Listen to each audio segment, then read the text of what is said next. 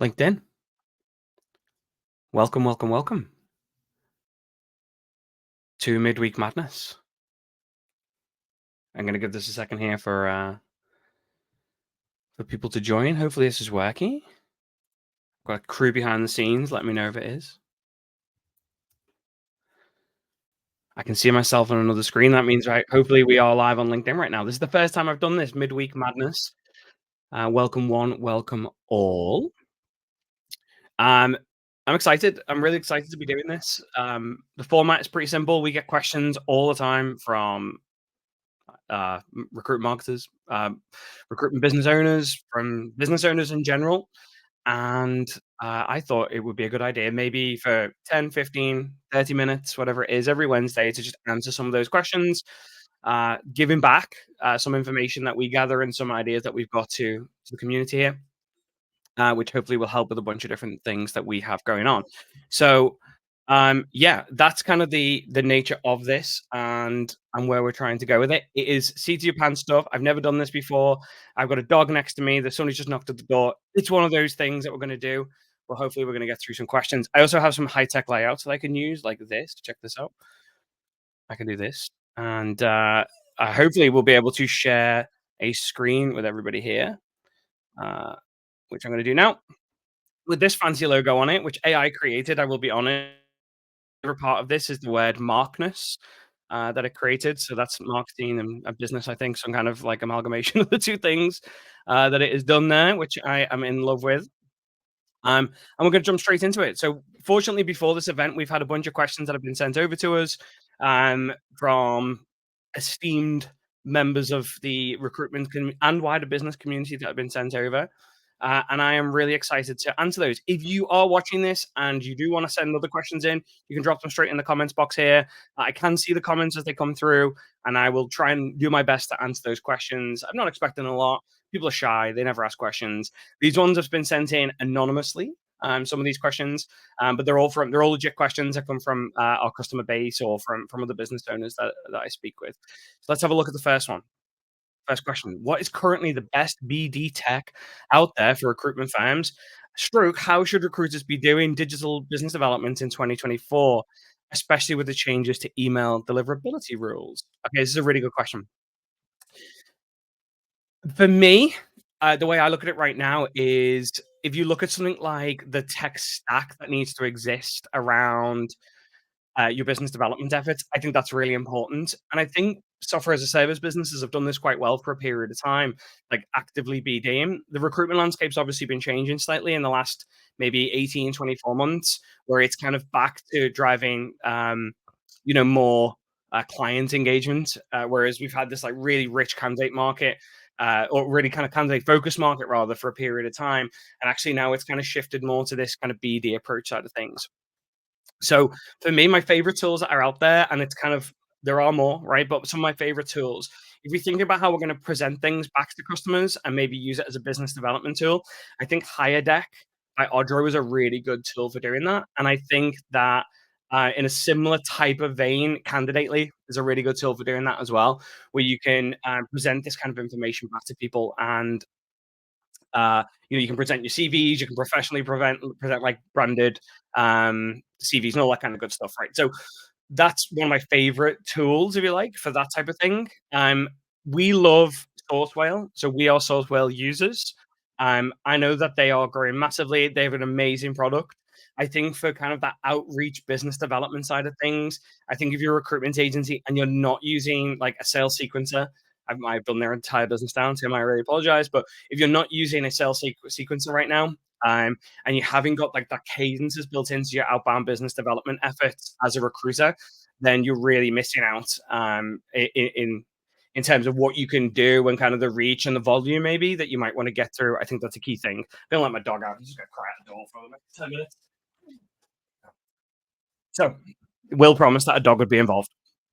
So I would say Sourcewell would be a must. And also, if we're looking at the whole stack, if you look at something like Woo, um, for like data quality inside of Bullhorn and inside of other CRM systems, again, I think that's a really important one for us to look at, where we can actually enrich the data that we're collecting on clients and things like that before we actually go and speak to them. for me, if we look at B2B SaaS businesses, for so long, the focus has been on, um, enriching data quality in our CRMs, and I don't think that should really be any different for recruitment firms, where you might want to build a really good view of your ideal customer profiles through something like Woo, put them then into campaigns in Sourcewell, and then do kind of more personalized outreach through something like a Hiredeck system. Feels like that's a good way of doing things. Some out there suggestions that I have, which I'm trialing at the moment, are things like Clay. If anyone hasn't seen Clay as a system, it's cool. It's like a really, I'm going to dumb their entire business down, but it's a very smart sheet type of business where you can bring AI into it, and you can then feed data from LinkedIn. You can push that in from like LinkedIn Navigator, I think it does. I think it integrates with and other tools, and then it will allow you to like do really cool manipulation of data that you can then export into email software. So it can send super personalized outreach based around like people's bios on LinkedIn. So for example, you can say, read these people's bios, import data into it, read people's bios, and then give me like three selling points of their customer they might want to work with, or something like that, right? There's probably a better use. You can really enrich that, and the AI tools will do that. And then you can put that into the email sequences and into sales sequences from the back of that, which I love. One thing that I personally think is that social media now, and the way that like we think about business development, is no different than years and years ago when I used to go to like the Chamber of Commerce events, like the BNI, the business practice type events. Except we can do that on a much bigger scale. Is how I look at it. So I think now content is key. Obviously, around that you will have things to say. But we've got teams of recruiters that are out here right now that really, and I know obviously people talk about personal brand, but they really need to be like up in their social media game. And I don't mean like, oh, I've come back from holiday. I don't think that that is necessarily like that's content, absolutely, but I don't think that that's business development where people like clients are looking at going, "Do you know what? I've really been waiting for this person to get back from holiday." I don't think that's happening, nor do I know if they actually care about that.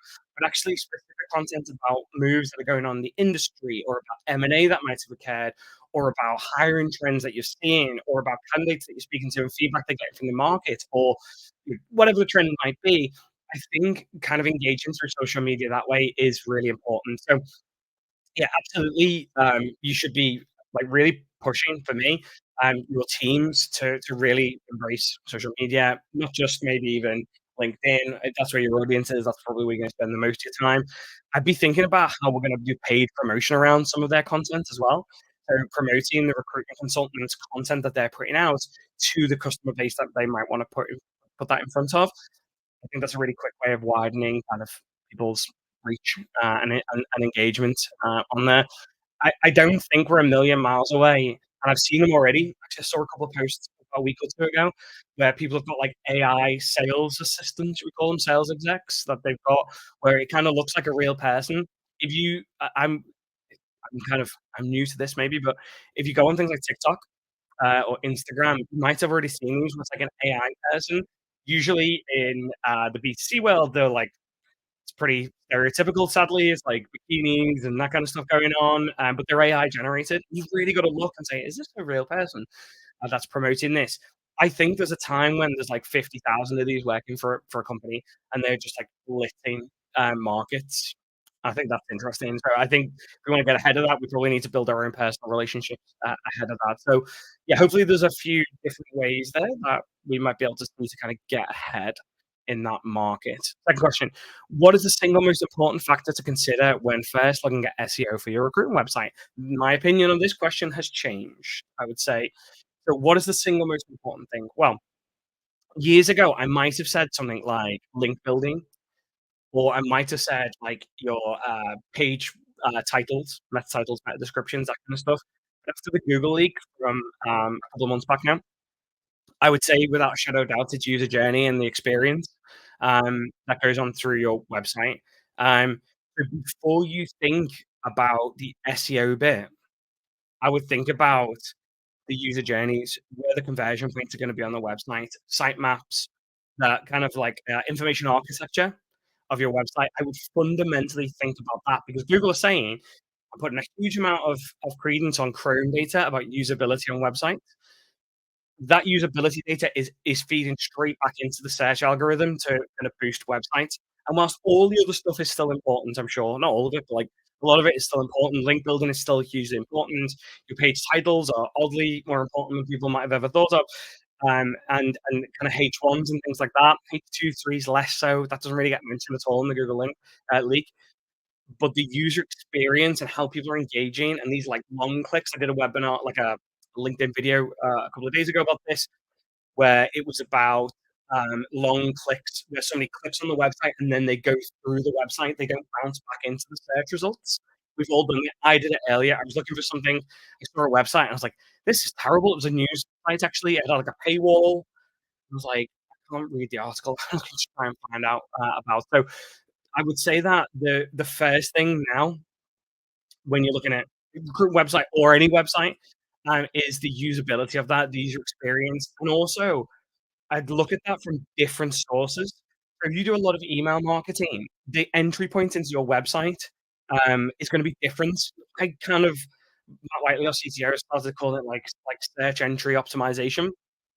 And I'm with him on this, where maybe the content that we link to from email is a different type of experience on the website than that which, like, organic SEO traffic might come into or, like, direct brand traffic. That's kind of a bit out there really when you think about it, like, could we build websites that are like websites within websites? That's real hyper personalization based on source. But from what we're seeing, actually, maybe that's the way to, like, significantly improve performance for your website on the SEO rankings as well. So, without a doubt now, I'm saying, I've always kinda said, I've said this a few times, I've always said user experience and SEO are tied hand in hand. But now we've kind of got a bit more evidence and proof around that, so I'd focus, like, majorly on that. That would be, like, the paths to conversion, all that kind of stuff. How are you gonna get people through? How are you gonna provide a better structure? Where are you gonna put your page titles? Are you gonna use breadcrumbs, higher up links on the page, all those kind of things?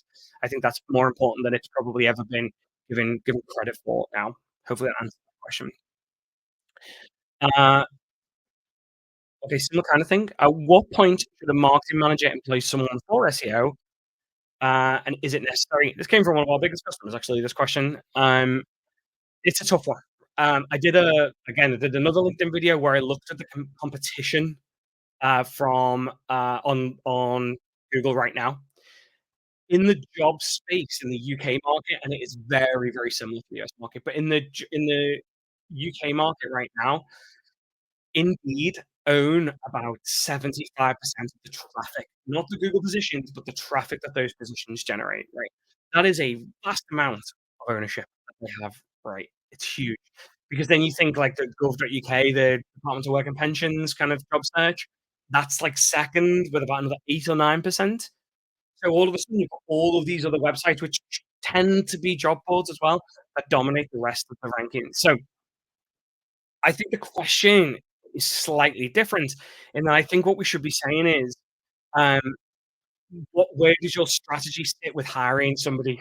Or, like, where is SEO on the digital marketing strategy? How high up and how long do you expect it to take? Because SEO, it's been said for years, it's not a quick fix. There are quicker wins or have been quicker wins, and that's starting to become a bit clearer to me how those things are happening, but the the reality is for a lot of businesses, the vast majority of businesses is that, SEO is a couple of years worth of work, right? To start to see the returns that you probably wanna see. So the question is, do you employ an SEO consultant right at the start and then get them to optimize the website outside of the user experience? Obviously, it's the kind of stuff we do.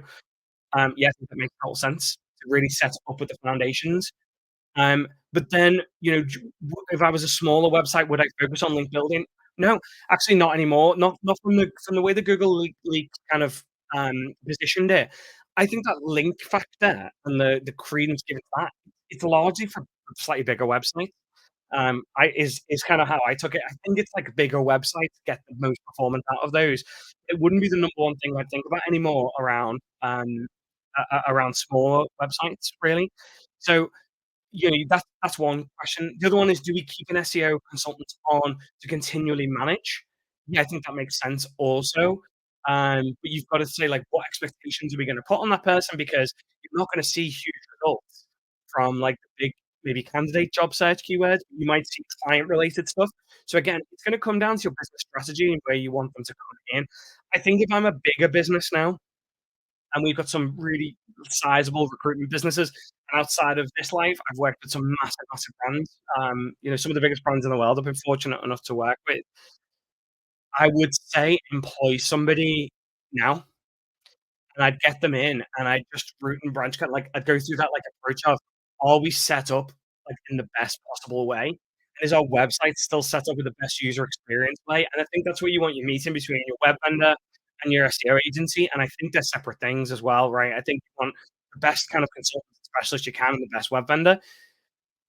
Personal view, before I get flamed for that. I've seen it work far better that way than any other way. We're not marking our own homework basically in that side of things. But I think when you bring the 2 together and you've got that good relationship, I think that's when you see the higher the results. It definitely is the case for our customer base. Like, definitely is the case for our customer base. It has been since we ran Volcanic. It was the same there. I can't speak about that business now, but I can speak about our business now. And, yeah, it is definitely the case where we've got SEO specialists with our bigger customers that work with us. We work hand in hand, and we see the higher results come from there. So I think it comes down to answer the question, I'll try and concisely answer it. It's what is your strategy? Where are you in that? And where do you see it going? So that's where we are with that one. How are Google treating subdomains?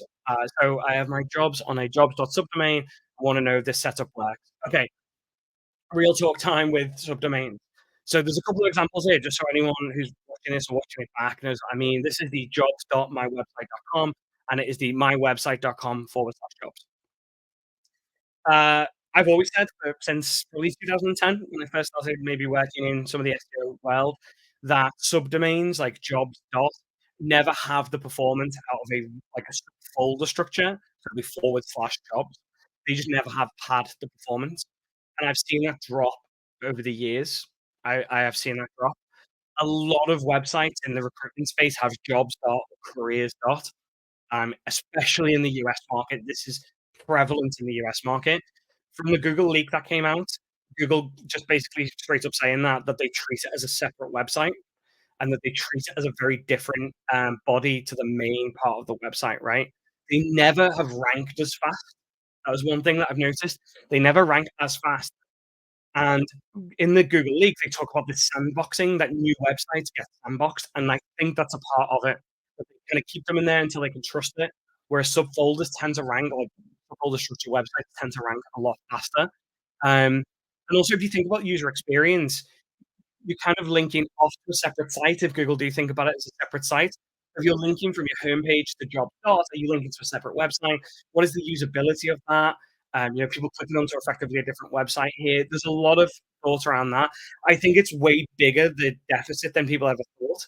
I think the impact on results is way worse than people ever thought it was. So yeah, I think that's something to really consider. I don't think it's as strong as it used to be, and I think it's even just getting worse and worse. Where possible, I'd always recommend people put like a forward slash jobs on a subfolder like that. And do I have another question? That's the last question on my slide? Yeah, that's the last question I've got here, from the audience today. I'm gonna jump back onto click stop sharing. How do I do this? Stop sharing. Here we go. Yes. Back on big screen. So there's a few people in here. I'm just gonna look, see if any questions are coming through quickly. We've had nothing from today. There's no pressure for people to write questions or to get involved or any of that kind of stuff. This is just hopefully a value add. There's some quick fire questions that come in. If you've got questions and you wanna send them through to me, pop them over to me on LinkedIn or email them through to our team here, and we'd be more than happy to answer them for you. I can't see anything coming through. I'm getting hot. I'm hydrated, as much as I can be. It's the summertime in the UK. GB are winning medals. Everyone's hopefully looking after each other and being good. There's a lot of hate in this world right now, and I don't think we have time for it. So, hope everyone has a great day. And if you've got any questions for next week, send them through. Bye.